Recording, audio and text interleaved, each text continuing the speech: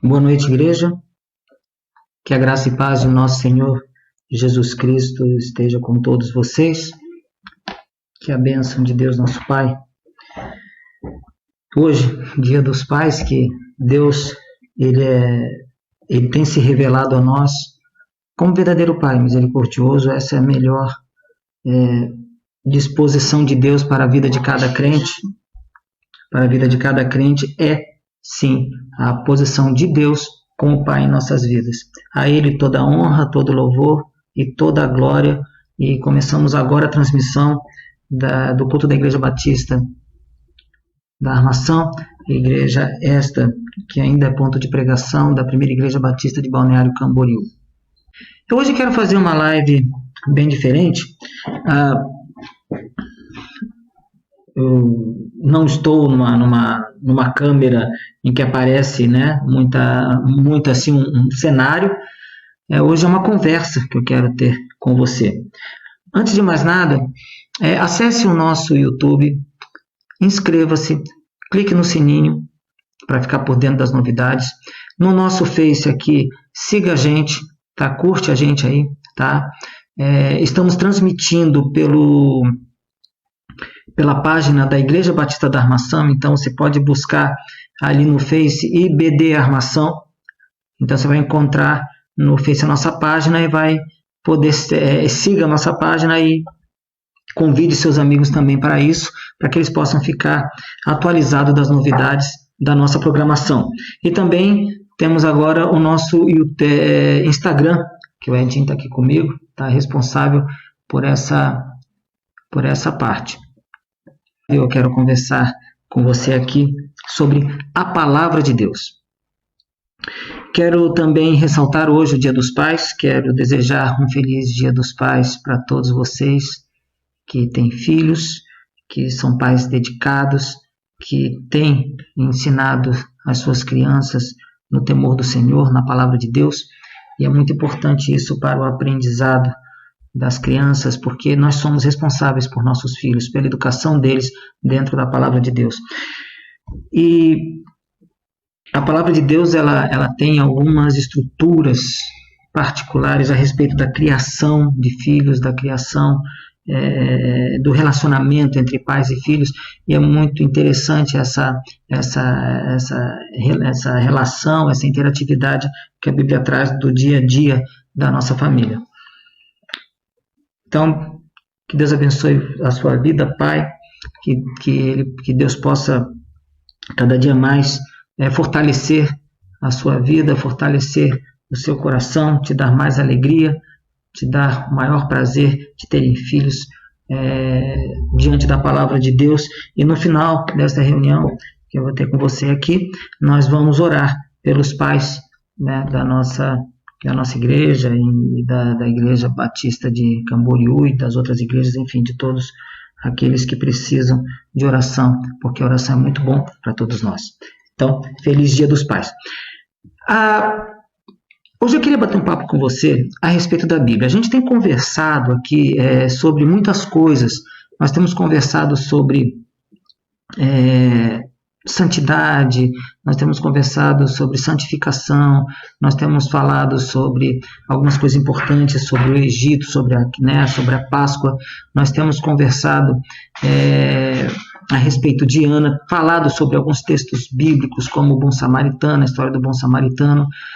Enfim, temos trazido para você coisas sobre a vida cristã, sobre a ética cristã, e tudo isso que a gente fala, a gente tem usado um livro como base e princípio de tudo, que é a Palavra de Deus.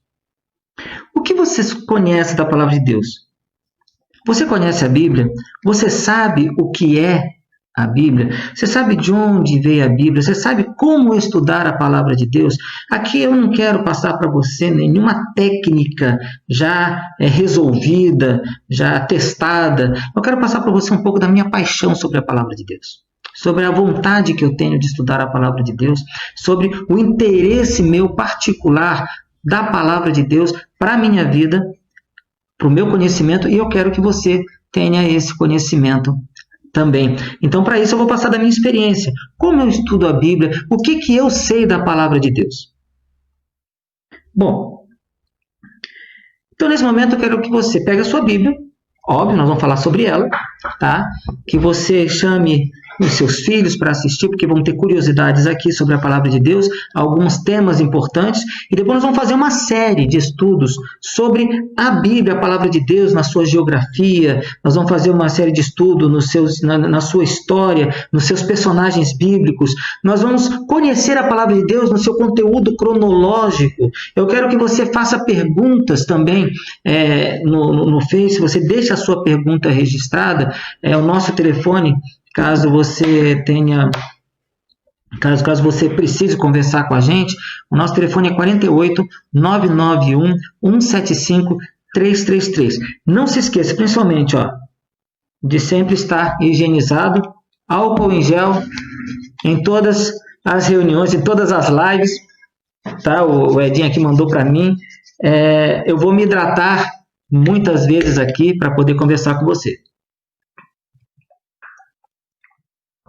Como eu disse, essa live é muito pessoal, é um bate-papo que eu tenho com você, não é nada formal, eu quero fugir hoje de completa formalidade. Eu quero ser o mais natural possível. Na verdade, eu me sinto até mais na minha área conversando assim com você do que fazendo uma coisa mais formal. Mas a Bíblia, vamos falar um pouco da Bíblia. O que é a Bíblia para você? O que a Bíblia representa para a sua vida, para a minha vida, para a vida de todos aqueles que usam esse livro precioso, esse livro sagrado? Bom, a Bíblia, principalmente, é a palavra de Deus. Nela contém todos os preceitos que você precisa para seguir no caminho de vida cristã. Tudo que você necessita está na Bíblia. A Bíblia é nossa única fonte de regra de conduta e fé. Não temos outra fonte. Podemos ler um livro de um pastor A, um livro de um pastor B, podemos ler trechos, podemos ler alguma coisa na internet, mas nada, absolutamente nada, supera a palavra de Deus como regra de conduta e fé. Então nós temos que... Eu uso essa Bíblia aqui, eu gosto muito dessa Bíblia. Tem vários motivos porque eu gosto dela. Hoje é bem particular, tá? Hoje é bem sobre mim. Então, tem muitas coisas que eu gosto dessa Bíblia. Primeiro que o nome dela é Bereana. Bereana era as pessoas que moravam em Bereia, que quando elas ouviam alguma coisa, elas iam nas Escrituras para saber se aquilo era verdade. Hoje, você como cristão tem que fazer a mesma coisa. Quando você ouve alguma coisa, seja sobre santidade, santificação, coisas que eu falo aqui, coisas que outros pastores falam, é muito importante que você vá na Bíblia e veja se nela está contido tudo aquilo que foi falado. Isso é ser bereano. Isso é ser como os moradores de Bereia. É ouvir e não aceitar de primeira mão, mas sim conferir dentro da palavra de Deus. Outro motivo legal que eu gosto dessa Bíblia é a versão dela. Eu acho a versão dela muito, muito fácil de entender. Tem assim ela não é uma linguagem de hoje, ela tem muito com a versão Almeida atualizada, mas ela tem uma versão muito, muito interessante, muito gostosa de leitura. E também um terceiro motivo, porque esta Bíblia eu formatei, né? Então ela tem meu nome aqui na introdução dela, foi uma formatação para um pastor com quem trabalho até hoje, já faz praticamente 8 anos, o pastor Alderi Nelson Rocha, e eu faço a formatação da Bíblia para ele. E essa foi uma das melhores publicações que já tivemos, né, durante todo esse período de trabalho que eu tive com ele. E vamos continuar conversando aqui. Eu falei para você que a Bíblia é a palavra de Deus, é a nossa regra de conduta e fé. Temos que ser como os bereanos, habitantes de Bereia, que eles não se contentavam apenas em ouvir, mas iam na palavra de Deus buscar as informações para ver se elas estavam corretas. A Bíblia é o livro sagrado de todo cristão. Todo cristão que se preze tem na Bíblia o seu conteúdo sagrado. Por quê? Porque é o livro em que Deus se revela ao homem a sua vontade divina. Se você quer saber a vontade de Deus, leia a Bíblia. Se você quer saber como ter fé, leia a Bíblia. Se você quer saber como encontrar o caminho da salvação, leia a Bíblia. Se você quer saber como ser santo, Leia a Bíblia. Se você quer saber qualquer coisa da vida cristã, leia a Bíblia. Nela está toda a fonte que você precisa para se alimentar da palavra de Deus. É o livro que revela a obra salvadora de Jesus Cristo. É o livro que fala do amor do Pai, Deus único, misericordioso. Se você notar bem, e numa leitura da Bíblia de forma geral, você vai perceber que o Deus apresentado da Bíblia, o Deus que a Bíblia apresenta, ele é um Deus que tem amor. Não é o mesmo Deus que os egípcios apresentaram, não é o mesmo Deus que os romanos apresentaram, não é os mesmos deuses que os gregos apresentaram, que tem rixas de família, que tem brigas entre família, que um Deus mata o outro. Não, nós temos um Deus misericordioso, manifestado em 3 pessoas, e que tem harmonia e ama você e te valoriza. É um Deus que se preocupa com você. É um Deus que se interessa por você. Os judeus, quando começaram a apresentar Deus na palavra dele, aqui dentro da Bíblia, eles eram e são hoje, até hoje, um único povo monoteísta, que não tem outros deuses. Dali surgiram também o islamismo, que também é monoteísta, mas começou com Deus. Começou com os judeus. Então, esse Deus que nós somos monoteístas, que nós temos um único Deus verdadeiro, isso nos faz que a Bíblia seja a nossa única conduta de regra e fé, porque é o único lugar onde Deus é representado, onde Deus é ensinado, onde Deus é manifestado, onde você tem toda a identidade de Deus, é na palavra dele. Então, a Bíblia é tudo isso para nós. Mas eu tenho recebido algumas perguntas, e não tem sido poucas, de pessoas que me perguntam assim: Eduardo, como é que eu faço para estudar a palavra de Deus? Como é que eu faço para ler a Bíblia? Poxa, a Bíblia para mim é tão complexa, ela é tão difícil de entender. Tem textos assim que eu leio e eu fico preocupado porque eu não entendo patavina do que está acontecendo. Eu não consigo compreender o ensino bíblico, eu não consigo trazer para mim conteúdo da palavra de Deus para a minha vida, porque eu não entendo a palavra de Deus. Como é que eu faço para compreender? Como ler então e estudar a Bíblia? A primeira coisa que você tem que entender na leitura deste livro aqui é que ele precisa ser lido com responsabilidade. Ele não é um livro qualquer. Ele não é um livro em que você vai fazer uma leitura de forma a querer encontrar erros. Ele não é um livro que foi apresentado para este fim. A leitura da palavra de Deus, ela requer uma responsabilidade, porque ela tem um conteúdo, ela tem um propósito para apresentar. Então, se você pegar a palavra de Deus e estudar esse livro de forma aleatória, se você estudar a palavra de Deus de uma forma que ela seja... como é que eu vou dizer assim para você? Como se fosse um livro que você compra qualquer na livraria, você não vai conseguir compreender a palavra de Deus. Por quê? Porque ela tem um objetivo próprio. Ela tem um interesse próprio. Se você usar a palavra de Deus sem esse interesse, que é apresentar Deus para o homem, que é Deus se manifestar para você, se você ler a Bíblia sem esse interesse, a Bíblia ela será vazia para você e desinteressante. Tá? Ela não será interessante se você ler fora do propósito da vontade de Deus. Então, a primeira coisa que você tem que ler é trazer essa responsabilidade para você. Eu preciso ler a Bíblia dentro do que Deus quer me apresentar. Ok? Então, você vai precisar ter uma mente aberta. Você tem que deixar tudo aquilo que te atrapalha de estudo, tudo aquilo que te atrapalha para você entender a palavra de Deus, e você precisa ter uma mente completamente aberta e uma atitude, vamos dizer assim, reverente pela palavra de Deus. Essa reverência está muito ligada à responsabilidade para que você possa entender completamente a palavra. Essa mensagem que você vai ler é um conselho que eu vou dar para você sobre a leitura da palavra de Deus. Não faça uma leitura crítica. Tá? Evite leituras críticas na palavra de Deus.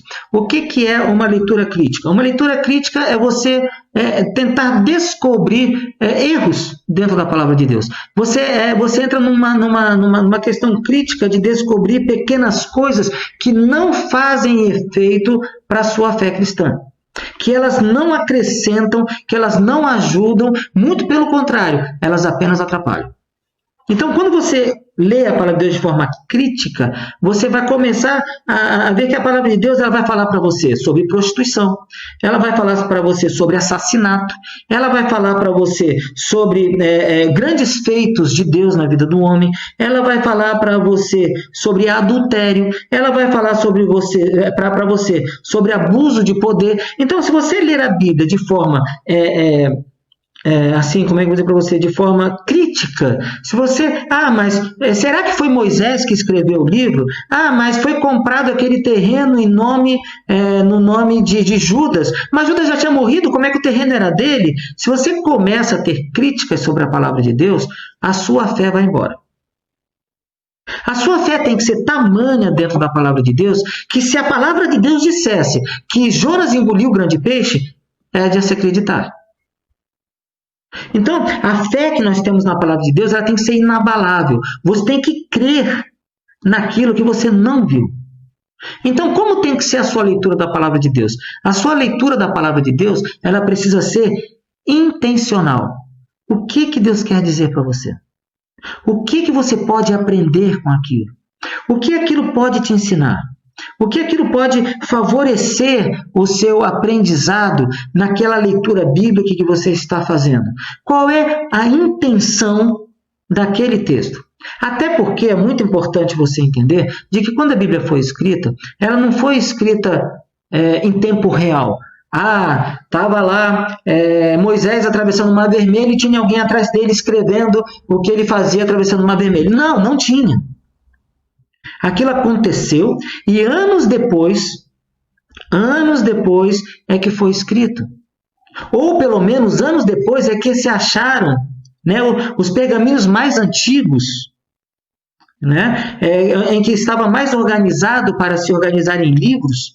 Então, muitas coisas foram contadas por pessoas que por muitos anos ouviram as histórias e elas foram... o que é interessante na Bíblia é que a história que é contada, ela é repetida em outros pontos. Nós vamos ter umas curiosidades bíblicas aqui que você vai entender o tempo em que a Bíblia foi escrita. E para ter essa compilação de um livro sagrado desse, em que ele foi escrito por quase durante 1.600 anos, a compilação da palavra de Deus ela tem mais ou menos 1.600 anos de compilação, de reunião de livros. Você vai perceber de que, apesar desse tempo todo, ela fala sobre o mesmo assunto. Ela fala sobre a mesma coisa. Ela fala sobre... ela é inerrante nas suas... nas suas histórias, ela é inerrante no seu modo de pensar, no seu modo de apresentar Deus. Ela não apresenta Deus de um jeito aqui e do outro jeito lá. Não, ela apresenta Deus de um único jeito. E isso mostra para você que não é uma questão de um livro compilado em meses por uma pessoa. São mais de 40 homens inspirados por Deus que tiveram, em tempos diferentes, com personalidades diferentes, que fizeram escrever, inspirados por Deus, a sua palavra. Então, isso não existe em nenhum outro livro. Não há, assim, um outro livro. Vamos chegar nas curiosidades bíblicas. Vamos terminar aqui. Como daqui a pouco eu preciso seguir aqui o meu histórico, a cola aqui, porque senão eu acabo atropelando as coisas. Então, a sua leitura tem que ser intencional. O que Deus quer apresentar para você? E para que ela seja intencional, para que você entenda a vontade de Deus, então você precisa permitir que o Espírito Santo lhe oriente, oriente a sua vida debaixo da disciplina e da instrução da Bíblia. Então você precisa dessa orientação, porque o Espírito Santo é aquele que nos convence do pecado, da justiça e do juízo. Então, se é Ele que nos convence, Ele precisa nos orientar para que, com a sua ajuda, nós consigamos entender a palavra de Deus. Abra sua Bíblia, já que estamos falando dela, óbvio. Abra sua Bíblia, então, em primeira carta de Paulo aos Coríntios. Eu estou abrindo aqui em tempo real com você.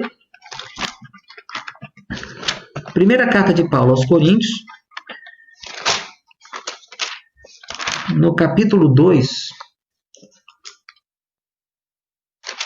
segunda, primeira, deixa eu ver se acertei, primeira ou segunda. Capítulo 2, o verso,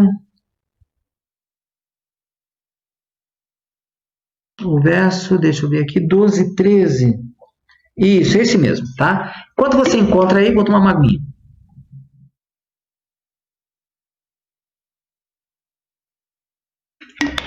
Perguntar se o Edinho tá tudo bem aí, Edinho? Tudo certo mesmo, Edinho? Certo. Então tá bom. Edinho tá me ajudando, Edinho tem sido meu Eliseu. O meu Eliseu aqui.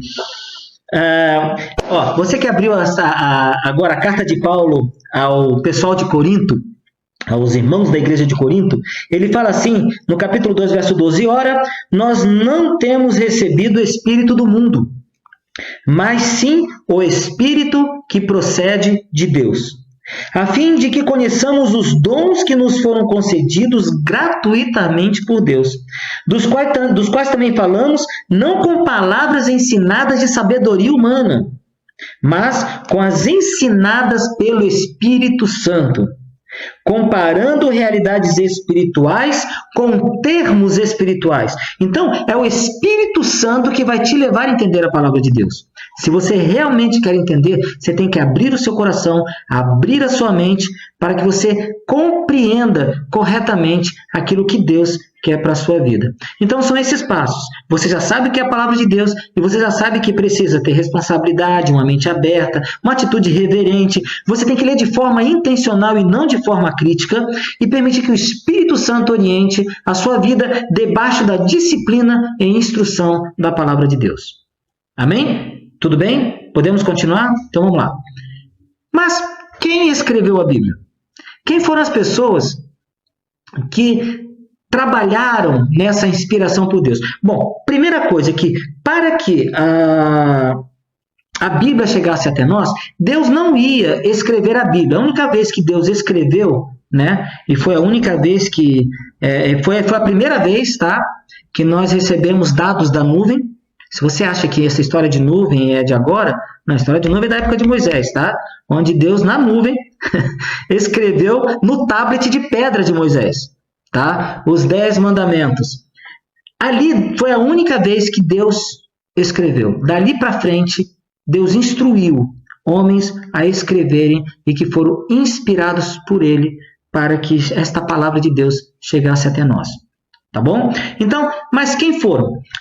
Vamos abrir lá em segunda carta de Paulo ao seu filho na fé, chamado Timóteo. Aqui, ó.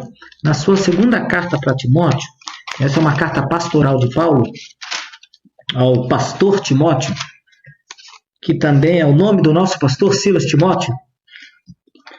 Um nome muito bonito, tá? Você que abriu a sua Bíblia, segunda carta de Paulo ao seu filho na fé, Timóteo, capítulo 3, o verso 16 e o verso 17 fala assim: toda a escritura é inspirada por Deus e útil para o ensino, para a repreensão, para a correção e para a instrução na justiça. Primeiro, ela é útil para o ensino, para a repreensão, para a correção e para a instrução na justiça.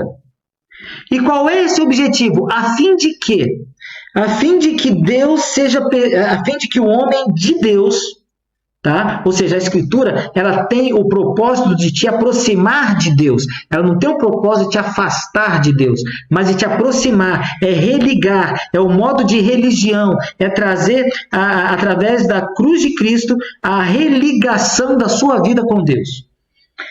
A fim de que o homem de Deus seja perfeitamente maduro e qualificado integralmente, ou seja, perfeitamente. Você precisa buscar a perfeição na palavra de Deus. Você não pode parar no tempo na palavra de Deus. Você precisa buscar a perfeição dentro, claro, dos teus limites, né? Você não precisa ser um expert em teologia, mas você precisa amar a leitura da palavra de Deus. Porque quanto mais você ler a Bíblia, mais você vai aprender dela, mais você vai aprender de Deus, mais próprio de Deus você será. Porque este é o fim, para que o homem de Deus seja perfeitamente maduro e qualificado integralmente para toda a boa obra. Esse é o objetivo da palavra de Deus, é te qualificar, é te aproximar de Deus, é você estar mais próximo da bênção de Deus, da sua vida, da sua saúde, né, cristã com Deus. Então, todos esses homens foram inspirados por Deus. Segundo os estudos, assim, numa contagem assim, foram mais ou menos cerca de 40 pessoas diferentes, tá, em tempo e personalidade, que escreveram a palavra de Deus. Se fosse fazer um histórico das pessoas que participaram desses escritos, você vai ver que foram cerca de 40 pessoas, é o que diz os estudos teológicos a respeito. Mas você pode conferir também um texto de 2 Pedro, na segunda carta de Pedro, no capítulo 1, do verso 20 ao 21. Olha só o que diz. Sabendo primeiro isto, que nenhuma profecia da Escritura pertence a uma interpretação particular. Ok? Então, não adianta botar na culpa do homem. Ah, mas isso aqui não foi escrito. Não, isso não é culpa do homem. Por quê? Não foi nenhuma interpretação particular. Porque a profecia nunca foi, nos tempos passados, produto de vontade humana. Tá? Por isso que a inspiração, senão que homens santos de Deus falaram sendo inspirados, né, soprados. Aqui o termo inspirado quer dizer soprados. Quando fala soprados, é porque o Espírito Santo de Deus inspirou. Esse mesmo Espírito Santo de Deus é que te ensina a ler a palavra de Deus e entender. Então, você não precisa ser mais do que ninguém, a não ser alguém que esteja interessado em aprender. Você não vai ser mais do que Isaías, você não vai ser mais que Malaquias, você não vai ser nem mais que Davi, porque o Espírito Santo de Deus vai usar você para entender a palavra de Deus. E o texto termina que eles falaram sendo inspirados, soprados pelo Espírito Santo. Então, esses homens que assim exerceram a sua tarefa de trazer para nós a palavra de Deus, eles não fizeram por vontade humana, eles não fizeram por vontade própria, mas fizeram inspirados, soprados pelo Espírito Santo. E é esse mesmo Espírito que você pode também se valer para aprender a palavra de Deus. E não esqueça também de uma coisa, porque o Espírito Santo na época de Davi foi um cara... Davi talvez seja a personalidade mais influente do Antigo Testamento, junto com Moisés. Tá? Outras personalidades, como Elias, Eliseu também, mas talvez Davi e Moisés sejam as personalidades mais influentes. Mas você precisa entender que nenhum deles tiveram o Espírito Santo 100%. Tá? Que todos eles, quando o Espírito Santo entrava, ele tinha um período para ficar no ser humano. Hoje nós podemos ter o Espírito Santo permanente no nosso coração. Basta você buscá-lo, basta você deixar ele agir no seu coração. Deus mandava o Espírito Santo para uma determinada tarefa e depois retirava o Espírito Santo, porque aquela tarefa já tinha acabado. Então, você pode, sim, pedir ajuda, pedir instrução do Espírito Santo para isso. Mas também tem outros fatores sobre o ensino e estudo da palavra de Deus que nós vamos também ver daqui a pouquinho. O período, já falei para vocês aqui, da Bíblia, ela foi escrita num período de cerca de 1.500 a 1.600 anos de sua edição, de sua compilação. Os livros que nós temos aqui reunidos, eles têm essa característica. Mas, quando eu vou ler um livro... Isso eu quero passar para vocês. Por exemplo, quando eu vou numa livraria, eu já fui muitas vezes, e quando eu precisava da leitura de um livro, eu sabia o tema do livro que eu precisava. Então eu chegava para um atendente e dizia, olha, eu preciso de um livro que fala sobre programação. Então a pessoa me levava num setor, olha, todos esses livros aqui, eles falam sobre programação. E ela me deixava ali, eu ia estudando tal, para ver qual livro que eu gostaria de levar para casa. Todo livro que eu abria, eu olhava o conteúdo dele. Eu olhava pelo menos o início dele. Eu olhava o índice dele. Para quê? Porque eu preciso entender do que aquele livro vai passar para mim e se o assunto que eu busco naquele livro, ele é pertinente àquilo que eu preciso. A palavra de Deus não é diferente. Você tem que entender se o conteúdo dela é pertinente. Mas, Eduardo, eu não consigo nem achar Oséias na Bíblia. Como é que eu vou achar o que é pertinente para mim? Então, uma das coisas importantes é você entender como é que se divide a palavra de Deus. Porque isso já é uma coisa já é estudada, e o que eu estou passando para você não é uma invenção minha. Isso aí já é próprio da palavra de Deus. Então, você vai poder também buscar isso na internet. Você vai encontrar a divisão da Bíblia também na internet. A Bíblia é uma coletânea de 66 livros divididos em duas partes. O Antigo Testamento e o Novo Testamento. O termo testamento se refere ao pacto que Deus fez com Moisés e o pacto que Deus fez com você através do sacrifício de Cristo na cruz do Calvário. São dois pactos que Deus fez, são dois testamentos que Deus fez, e o Antigo Testamento ele tem a sua escrita entre mais ou menos 1500 a.C. até 450 a.C. Ali foi quando o último profeta Malaquias ele terminou de fazer a sua profecia. Então foi mais ou menos nessa data, 450 a.C. Nessa época de 450 a.C., era a época já dos persas, em que era época, já veio a época quase de Daniel, ou talvez depois, tá? São épocas que já tinham passado essas épocas da Pérsia, enfim. Era a época que Malaquias escreveu. Depois eu posso passar para vocês mais ou menos uma questão cronológica, né? Porque a Bíblia, é importante denotar isso, a Bíblia não foi escrita cronologicamente. Ela tem até um período cronológico, depois ela não é mais escrita cronologicamente.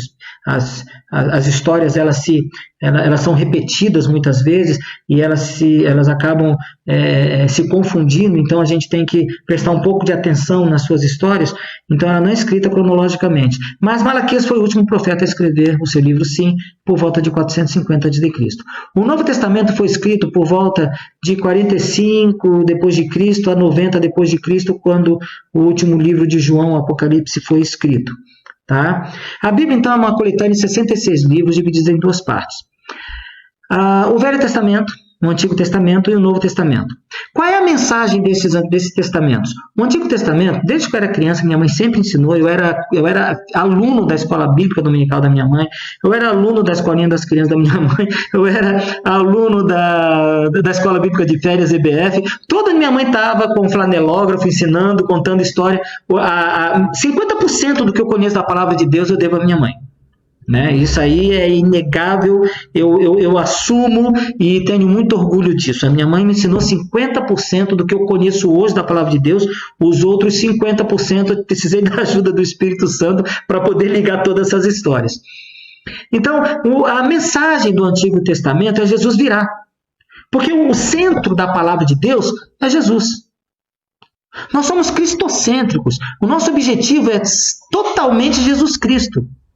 Ele é a nossa maior revelação. Então, se você quer saber o que se trata o Antigo Testamento, é Jesus virá. Jesus vai vir. O Novo Testamento é Jesus já veio e voltará. Claro que dentro desses termos, você pode fazer outras divisões, como combate à idolatria do Velho Testamento, tem várias outras formas, mas aí são subdivisões em que a palavra de Deus ela traz as mensagens para você. Mas de forma geral, Jesus virá no Velho Testamento e Jesus já veio no Novo e vai voltar. Essa é a mensagem dos testamentos para a nossa vida. O Antigo Testamento ele é dividido em 39 livros. Tá? E o Novo Testamento em 27. Essa divisão de livros ela começa como o Pentateuco. Pentateuco significa 5 rolos, que são os primeiros 5 livros da Bíblia, que é Gênesis, Êxodo, Levítico e Números e Deuteronômio. Tá? Esses 5 livros compõem o que nós chamamos de Pentateuco, que quer dizer 5 rolos, ou 5 livros. Depois tem os livros históricos, que aí vem, depois de Deuteronômio, Josué, Juízes, Ruth, 1º e 2º Samuel, 1º e 2º Reis, 1º e 2º Crônicas, Esdras, Neemias e Esther. São os livros chamados históricos, tá? Que contam a história do povo de Israel. Daí você tem os livros chamados, os livros poéticos. Os livros poéticos, eles já são Salmos, Cantares de Salomão, e eu vou incluir nos livros poéticos Lamentações de Jeremias. Tá? Vou incluir nesses livros poéticos Lamentações de Jeremias. Nós temos os livros filosóficos, que aí corresponde ao livro de Jó, ao livro de Eclesiastes e o livro, deixa eu ver aqui, de Provérbios. Jó, Provérbios e Eclesiastes são os livros filosóficos que trazem textos da filosofia da vida para nós. Nós temos também os profetas maiores, que aí vem Isaías, Jeremias, Daniel, Ezequiel. Temos os profetas menores, Oséias, Joel, Amós, Obadias, Jonas, Miqueias, Naum, Abacuque, Sofonias, Ageu, Zacarias e Malaquias. Eduardo, qual a diferença dos profetas maiores e dos profetas menores? Nenhum era maior do que o outro, tá? Nenhum era um profeta mais vindo que o outro, nenhum era um profeta melhor do que o outro. O que nós chamamos de profetas maiores e menores são os profetas que escreveram mais e os profetas que escreveram menos nos seus livros. Então, os profetas menores são profetas que escreveram menos e os profetas maiores são os profetas que escreveram mais. Então, é essa divisão que tem da palavra de Deus no Velho Testamento.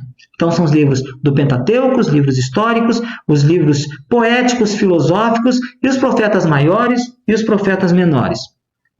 No Novo Testamento, que a mensagem é Jesus já veio e vai voltar, nós temos os 3 primeiros livros.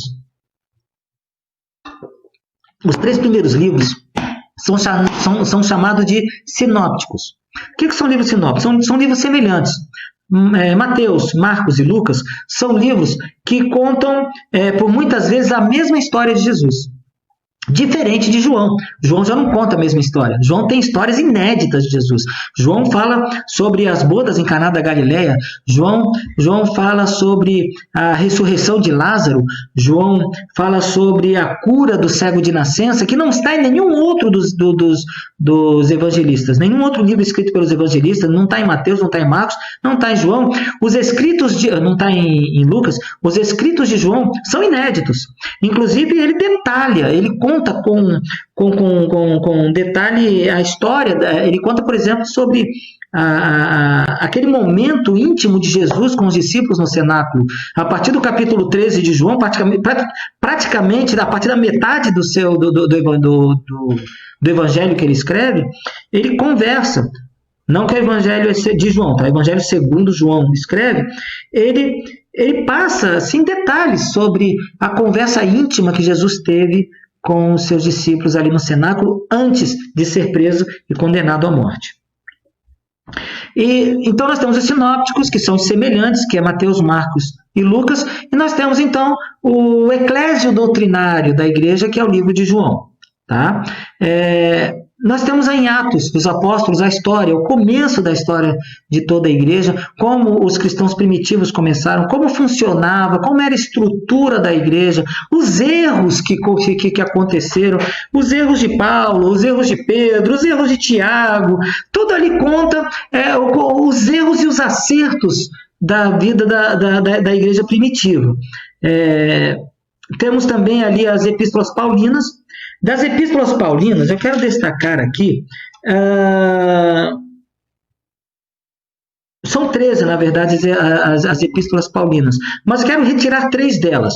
Eu quero sacar aqui 3 delas, que é a de Timóteo, as 2 cartas a Timóteo, e também a carta de Tito, que são cartas paulinas pastorais. Eu quero fazer essa subdivisão dentro das cartas de Paulo, que as outras cartas foram mais para uma pessoa, né, que foi Filemão, e depois foi para igrejas. Neste caso aqui, essas cartas de Timóteo e Tito foram cartas exclusivas para pastores. São cartas pastorais do apóstolo Paulo. Então, nem todas as cartas de Paulo foram direcionadas à igreja. Foi direcionada a Filemão, né? que era mais pessoal, foi uma história foi uma carta mais pessoal, e as demais foram para a igreja, e essas 3 cartas, a de Timóteo e a de Tito, são especificamente cartas pastorais. Nós temos também as epístolas gerais. Tá, então Atos são a história da igreja, que eu falei para vocês, e as epístolas de Paulo para a igreja são Romanos, 1 e 2 Coríntios, Gálatas, Efésios, Filipenses, Colossenses, Tessalonicenses e Filemão. Depois tem as cartas pastorais, que são a de Timóteo, a 1ª e 2ª carta a Timóteo, e também a carta a Tito. Daí nós temos também as cartas gerais. Que são as cartas gerais? Foi para todo mundo. Aquela pessoa não teve uma determinada, isso aqui é a carta para a igreja tal, não. Isso aqui é a carta para todo mundo. Que são as epístolas gerais, são as cartas gerais. Que aí entra Hebreus, Tiago, 1º, 2º e 3º João, 1º e 2º Pedro e Judas. São essas cartas gerais que foram escritas assim de forma geral para toda a igreja. E por último, por último, o livro que realmente por último também foi escrito foi as Revelações de Apocalipse, que é um livro profético e messiânico. Então, essa é a divisão da palavra de Deus. Essa é como a Bíblia se divide, é como essa biblioteca de 66 livros ela se compõe. E quais são as curiosidades que temos da palavra de Deus? Já vamos concluir aqui. Tá? Eu quero passar para você algumas curiosidades importantes que talvez você não saiba sobre este livro maravilhoso que talvez você não leia todo dia, e é meu conselho, faça dele uma leitura diária para que você aprenda ainda mais da palavra de Deus. Algumas curiosidades aqui interessantes da palavra de Deus. Primeiro, a Bíblia foi o primeiro livro impresso no mundo. Quando surgiu a prensa, quando surgiu um modo de fazer livros de forma mais rápida, foi uma revolução de Gutenberg, isso em 1640, coisa que ele levou 5 anos para fazer. Esse primeiro trabalho dele foi da Bíblia, que ajudou muito na Reforma Protestante. É o livro mais traduzido e vendido em cerca de mais de 2.900 línguas e dialetos. A divisão da Bíblia, essa divisão que você tem da Bíblia hoje, ela não era assim. Ela era corrido o texto. Então, para você encontrar uma coisa na Bíblia, era uma coisa muito complicada. A leitura da Bíblia era difícil, porque era uma leitura direta, era uma leitura corrida. Você não tinha... isso está escrito em tal ponto. Você não tinha essas divisões. Então, as divisões de capítulos e versículos na Bíblia, de capítulos, por exemplo, ocorreu mais ou menos em 1250, organizado pelo cardeal Hugo Caro. Os versículos já foi em 1550 por Robert Stevens, ou seja, levou mais 300 anos para ser dividido em versículos. Hoje a Bíblia é fácil você encontrar. Qual é um dos versículos que você mais gosta? Eu gosto de João 3,16, então você vai lá, acha João 3,16. A Bíblia antigamente não era assim, o livro composto ele não estava assim.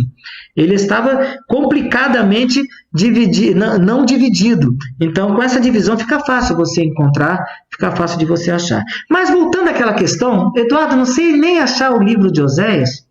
Uma coisa que eu aprendi quando criança, que me faz hoje achar o livro de Oséias com muita qualidade, tá? Eu, quando era criança, nós tínhamos um exercício bíblico que era de quem achava mais rápido e... particularmente eu era o campeão, eu decorava o índice da Bíblia.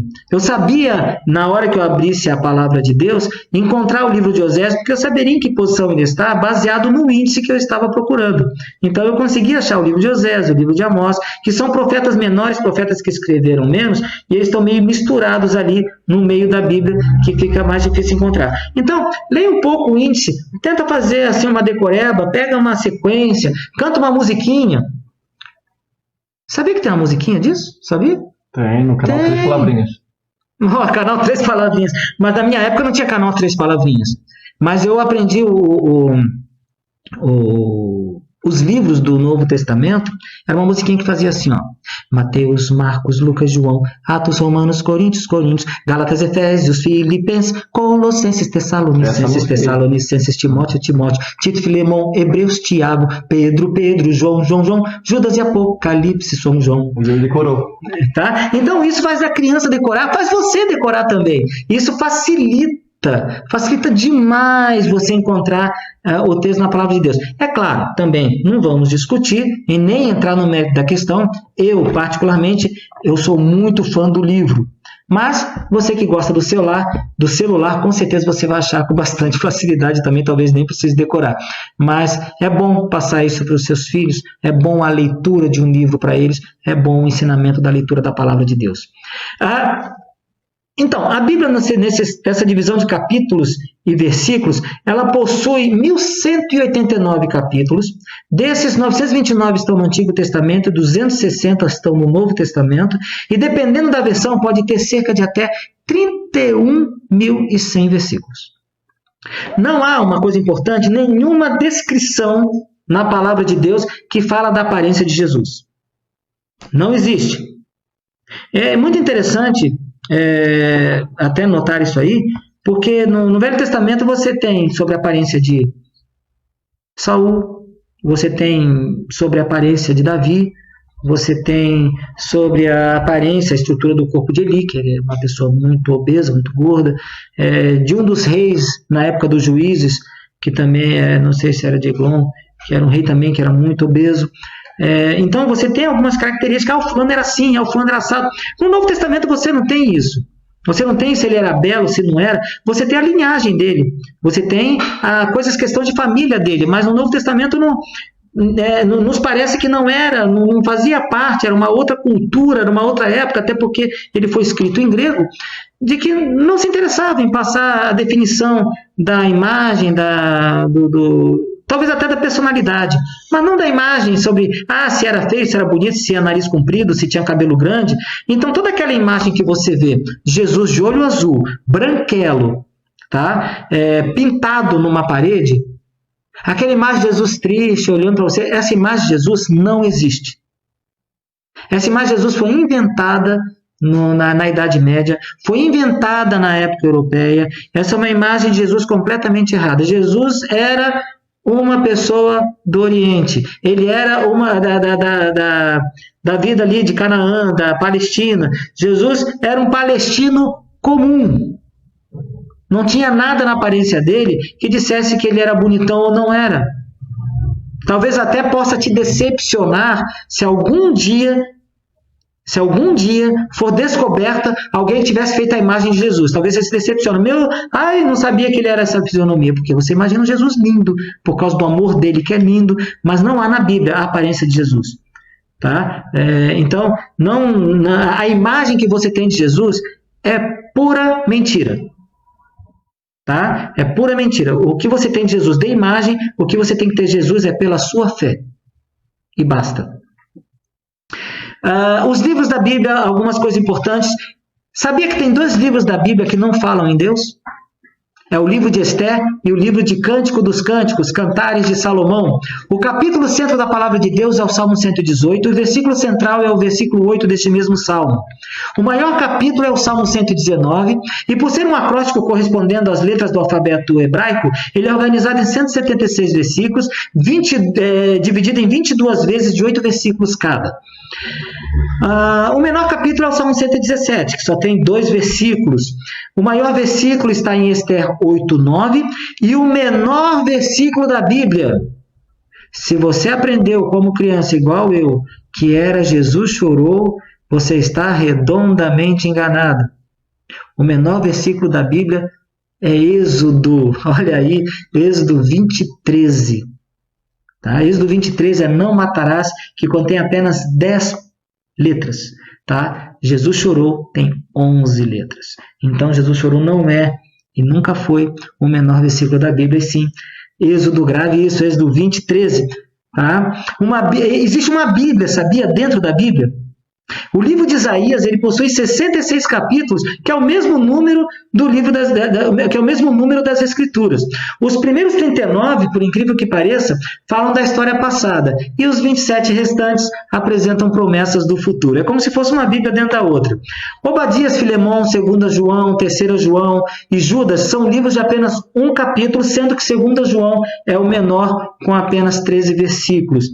Tiago foi o primeiro livro do Novo Testamento, escrito entre 45 a 48 depois de Cristo. Os evangelhos, de acordo com cada um deles, Mateus, Marcos, Lucas e João, foram escritos cerca de 10 anos depois, sendo o de Marcos o primeiro evangelho a ser escrito. E o último, claro, foi Apocalipse, entre 90 a 100 anos depois de Cristo. Uma coisa importante no nosso modo de falar, a gente nunca fala, quer dizer, tem gente que fala, mas o correto é não falar segundo Crônicas, porque Crônicas é um livro. As cartas de Paulo, sim. Cartas de João, sim.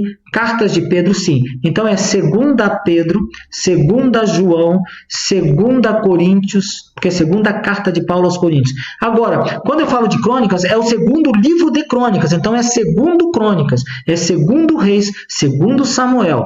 Antigo Testamento masculino. Tá? É isso aí. Antigo Testamento masculino e Novo Testamento no modo feminino.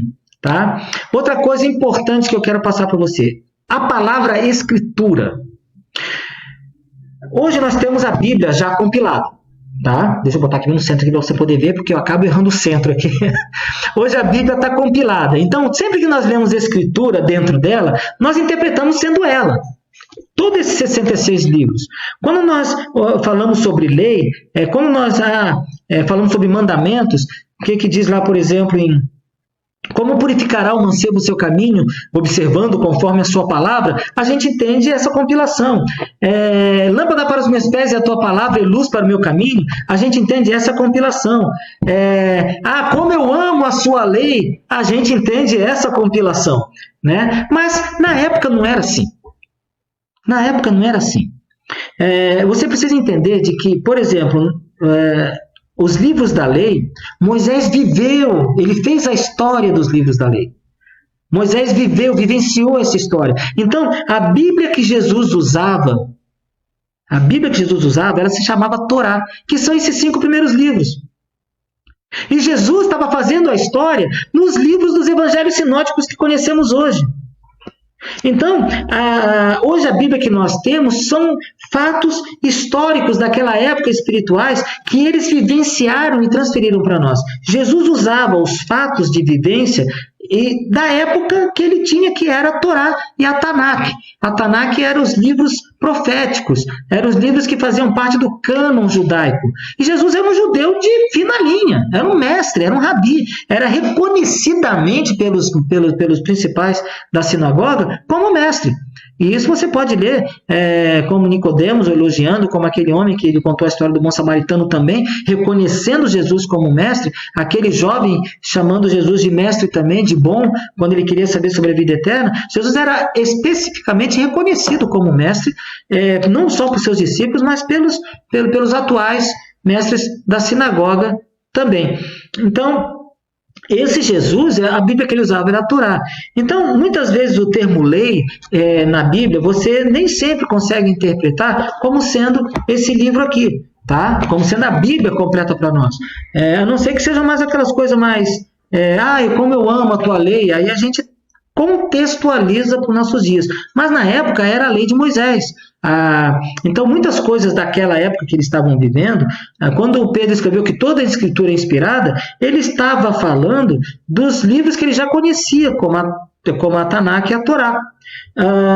E ele estava fazendo a história como inspiração do Espírito Santo na vida dele, para que nós tivéssemos as suas cartas também inspiradas. Então, nós temos que entender que, quando falamos escrituras, de um modo geral, estamos falando desse livro para a nossa vida. Agora, quando você lê dentro da palavra de Deus, é importante você se contextualizar naquela época, para você saber o que aquele versículo tem a dizer para te ensinar. Bom, então, por onde começar? Que, na verdade, é por onde vai terminar aqui a nossa conversa. Eduardo, então, por onde é que eu começo a estudar a palavra de Deus? Bom, a palavra de Deus Olha, gente, se você tem alguma pergunta, faça suas perguntas aí, que a gente vai responder depois, tá? Ainda não está interativo, a gente não tem ainda uma situação assim interativa como a PIB de Balneário, mas vamos chegar lá, pode deixar. Então, por onde começar? Bom, a primeira coisa que eu quero passar para você é o seguinte: a Bíblia é um livro feito para quem quer conhecer mais a Deus. Tá bom? Não tente pegar a Bíblia para ler como um livro de história. Não tente pegar a Bíblia para ler como um livro de geografia. Não tente pegar a Bíblia para ler críticas para saber o que quer, achar coisa errada. Não perca o seu tempo, pelo amor de Deus. Por favor, não perca o seu tempo em ficar pegando textos bíblicos para usar para bobagem. Se você quer de verdade estudar a palavra de Deus, esse livro é feito para você conhecer mais a Deus. Esse é o objetivo desse livro. Então, nem perca o seu tempo. Vai ler outras coisas, vai ouvir músicas de outros cantores, vai fazer o que quiser, mas não perca tempo se não for para estudar a palavra de Deus, para conhecer mais a Deus. Tá bom? Esse é o intuito da palavra de Deus. Tá? Então, tem dois tipos de pessoas que têm que começar a ler a Bíblia. É aquela pessoa que não entende, não sabe nada de Deus, não tem nenhuma experiência com Deus, e tem aquela pessoa que já conhece a Deus e quer saber mais. Vamos começar pela pessoa que não sabe nada de Deus e quer conhecê-lo. Eu quero falar com você que está assistindo, talvez esteja assistindo essa live, e você fala, de repente você pensa assim, olha, eu acho que eu vou querer se aproximar de Deus agora. Porque uma coisa importante que você precisa saber, tá? Se hoje existe qualquer tipo de religião, qualquer uma, nenhuma delas foi criada do zero, senão daqui. Então, é aqui dentro que você vai encontrar qualquer coisa sobre a identidade de Deus. Qualquer coisa. Então, não adianta você procurar no catolicismo, no evangelho, no protestantismo, no espiritismo, as verdades da palavra de Deus, porque qualquer coisa que eles tiraram para as suas doutrinas está aqui dentro. Então, o estudo dela tem que ser aqui. A verdade você vai encontrar aqui. Você não vai encontrar dentro de uma religião. Tá? Então, você precisa conhecer a verdade. E a verdade te liberta. E a verdade é Jesus. Então, você não conhece nada de Deus, Eduardo, eu quero conhecer a Deus. Se você não conhece Deus, você precisa saber do amor dele para a sua vida. Você precisa conhecer o que ele quer para você. Você precisa conhecer o amor dele. Para que Jesus veio? Qual é o objetivo da vinda de Jesus? Então, eu recomendo para você a leitura do Evangelho segundo o apóstolo João. Porque João, ele tem assim pensa num livro gostoso de ler. Saboroso, delicioso. Ele fala do amor com aquele carinho, com aquela dedicação. Era aquela pessoa mais chegada para Jesus. Era aquela pessoa assim que sentia Jesus de perto. Nossa, é fabuloso o livro de João. Quer entender o amor de Deus? Lê o livro de João. Comece então a ler o livro de João. Se você tiver alguma dificuldade, convide alguém, chame alguém, procure alguém que conhece a palavra de Deus para que possa te dar um estudo bíblico, para que você possa ter um estudo dirigido. Dedique um tempo para entender a palavra de Deus com essa pessoa. E faça uma decisão ao lado de Jesus e receba o Espírito Santo. Que aí nesse ponto você vai passar para a segunda fase, que é das pessoas que já conhecem a Deus e querem conhecer mais. Então, não deixe de aprender, de se aproximar de Deus. Leia o livro de João. Se tiver alguma dúvida, chame alguém. Tem o Edinho, tem o Eduardo. Se você conhece uma pessoa que sabe bem da palavra de Deus, converse com essa pessoa, que faça um estudo dirigido com ela. Nós estamos à sua disposição, tá? Para que você possa falar e entender a palavra de Deus com alguém. Faça uma decisão ao lado de Jesus e receba o Espírito Santo neste momento. Amém? E agora, para você que conhece a palavra de Deus, aqui vão umas dicas minhas, tá? Não são dicas que estão escritas em livro, tal. É coisas que durante a minha vida, eu comecei a aprender, eu comecei a trabalhar, e eu hoje organizo o meu estudo da palavra de Deus desta forma, porque eu amo estudar a palavra de Deus. Toda pessoa que tem o Espírito Santo, ela tem esse amor sobre a palavra de Deus. Não há ninguém com o Espírito Santo que não ame a palavra de Deus. Então, se você tem algum problema de leitura da palavra de Deus, então peça ajuda para o Espírito Santo urgentemente, que o negócio está ficando feio. Você precisa do Espírito Santo para te ajudar. Então, basicamente, você precisa conhecer Jesus e seu sacrifício. Você precisa conhecer Jesus de ponta a ponta do seu ministério.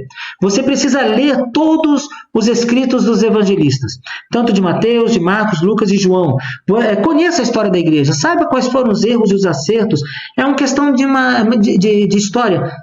Também assim, não é porque você já conhece a palavra de Deus que você não precise de ajuda de pessoas que já passaram por essa fase. Então, Peça um estudo bíblico também. Eduardo, Edinho, eu não entendi esse texto aqui. O pastor Sérgio, eu não entendi esse texto, eu preciso de uma elucidação. Busque informações a respeito. Busque o pastor da sua igreja, busque os ministros da sua igreja para que possam te ajudar. Estou falando de Edinho, falando de mim, estou falando do pastor Sérgio, que são próximos aqui da nossa igreja. Temos aqui o pastor Rui Dias, que, nossa, é uma sumidade. Eu tenho aprendido demais com a palavra dele.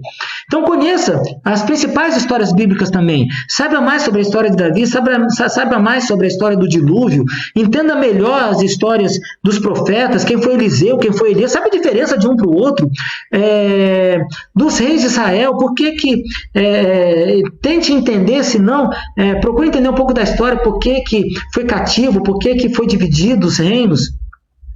Entenda, tenta organizar essas histórias dentro de uma ordem cronológica para que você possa entender o que aconteceu antes, o que aconteceu depois. Uma outra coisa importante que eu quero passar para vocês é entender como funcionava.